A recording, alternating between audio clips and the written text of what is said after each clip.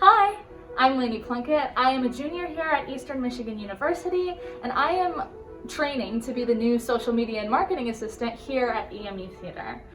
Hi everyone, my name is Parker Nolan. I'm the current social media and marketing assistant for EMU Theater, but I'm a senior, so I am currently training Lainey, as she said.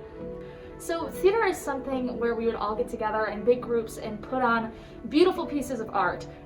But back in March, when everything was shut down because of the pandemic, we had to cancel shows and cancel things that we were working on because we physically couldn't be together. So coming back this fall of 2020, and having to reinvent how we do theater and how we can still make art with people without being in the same space, or at least being 6 feet apart, was definitely a challenge. I've been a part of 3 shows this year at EMU, 2 of which we had virtual rehearsals for. So I would jump on Zoom in my own space, stay on rehearsal for a couple hours, and then jump off when we were done. And the other show that I was a part of was a virtual musical. So we would come in for socially distanced in-person rehearsals in our Sponberg Theater, and we would come together for a few hours at a time and just get together and sing so we could put it all together before we started recording. So coming back and figuring out how to have rehearsals during a pandemic was definitely something that we had to think about and rework and make sure that everyone felt comfortable and safe, and we could still be making the art that we love to do. I think it's something that was challenging, but it was something that's really important to learn about and to figure out how to go about so we can see how this will change theater in the future. So, moving from the rehearsal process of our shows this year into the recording process, every production, regardless of how they rehearsed, was filmed and recorded here in our building, the Judy Sturgis Hill building.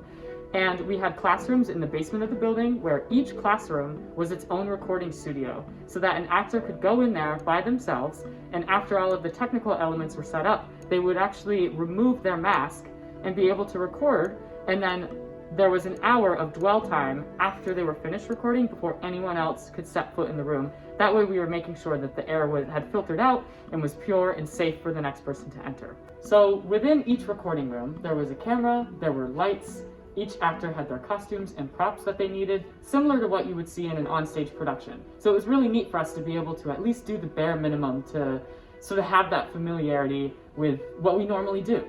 And once the recording was finished, everything was thrown together into one video. It sort of looked like Zoom. There were boxes around actors, but we were able to play with imagery and scenery like we would in a normal production.